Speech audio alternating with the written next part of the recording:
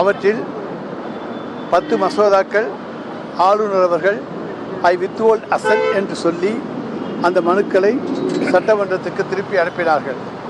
உடனடியாக மாண்புமிகு தமிழ்நாடு முதலமைச்சர் அவர்கள் சட்டமன்றத்தை கூட்டி இரண்டாவது முறையாக அந்த 10 சட்டங்களையும் சட்ட முன்வடிவுகளையும் நிறைவேற்றி மேதகு ஆளுநர் அவர்களுக்கு அனுப்பி வைத்தார்கள். ஆனால் மேதகு ஆளுநர் அவர்கள் அந்த 10 சட்ட முன்வடிவுகளையும் குடியரசுத் தலைவருடைய ஒப்புதலுக்காக குடியரசுத் தலைவருக்கு சில அதாவது யூனியன் லிஸ்ட் என்ட்ரி 66 என்று சொல்லி ஆர்டிகிள் அதாவது 7th ஷெட்யூலில் யூனியன் லிஸ்ட்டில் என்ட்ரி 66 இருக்கிறது என்று சொல்லி அனுப்பியுள்ளார்கள். அதை நாங்கள் இன்றைக்கு பேசுகிற பொழுது முதல் முறையாக நீங்கள் அனுப்புகிற பொழுதே அதையெல்லாம் குறிப்பிட்டிருந்தால் அதற்கான விளக்கங்களை தந்து அனுப்பியிருப்போம் என்கின்ற தகவல்களை இன்றைக்கு சொல்லியிருக்கின்றோம். மீதமுள்ள 8 மசோதாக்கள் ஒன்றிய அரசுக்கு அனுப்பப்பட வேண்டும் என்று நாங்களே கேட்டுக்கொண்டவை அவை அனுப்பப்பட்டிருக்கின்றன. இன்னும் 2 மசோதாக்களை ஏற்கனவே ஆளுநர் அவர்கள் சித்தாஃபையிலும் ப்ரீ யூனிவர்சிட்டிஸுடைய தனியார் பல்கலைக்கழக சட்ட முடிவை அனுப்பியிருக்கிறார். ஆக 20 மசோதாக்களும் குடியரசுத் தலைவருக்கு அனுப்பப்பட்டிருக்கின்றன. ஒரு மசோதா மட்டும் இன்றைக்கு ஆளுநரிடத்தில் வேளாண் விளைபொருள் சட்டம் அந்த சட்டம் மட்டும் இன்றைக்கு முன்வடிவு மட்டும் ஆளுநரிடத்தில் இன்றைக்கு நிலுவையில் உள்ளது. இது முதலாவது பகுதி.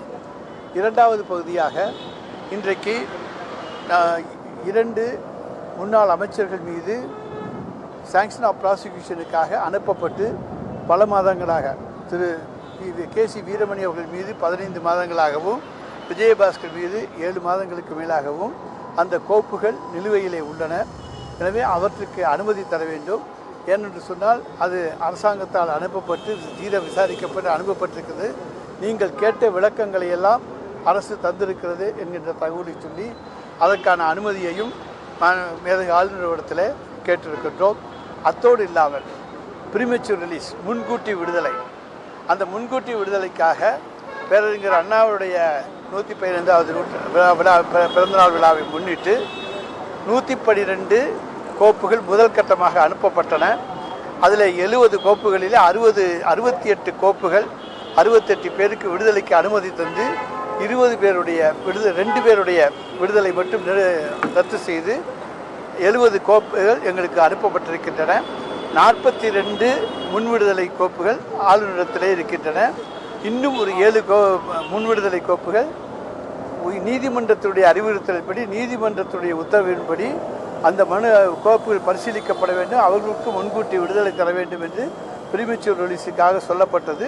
எனவே அந்த மனுக்கள் இன்றைக்கு அந்த சேர்த்து 49 நிலுவையில் உள்ளன. அதற்கும் விரைந்து ஒப்புதல் தர வேண்டும் என்கின்ற கோரிக்கையை முன்வைத்திருக்கின்றோம். எனவே இந்த 4 கோரிக்கை அடுத்ததாக தமிழ்நாடு சர்வீஸ் கமிஷனை பொறுத்த வரைக்கும் நீண்ட காலமாக 4 உறுப்பினர்கள் தான் இருக்கிறார்கள். 11 உறுப்பினர்கள் இருக்க வேண்டும். எனவே அதற்கான விளக்கங்களையும் இன்றைக்கு சொல்லி அதற்கான ஒப்புதல்களையும் விரைந்து தர வேண்டும் என்கின்ற கோரிக்கையை வைத்து இவற்றையெல்லாம் மனுவாக நம்முடைய மாண்புமிகு தமிழ்நாடு முதலமைச்சர் அவர்கள் ஆளுநரிடத்திலே தந்திருக்கிறார்கள். துறை அமைச்சர்கள் நாங்கள் அதை பற்றி ஆளுநரிடத்திலே எடுத்து சொல்லி வந்திருக்கிறோம்.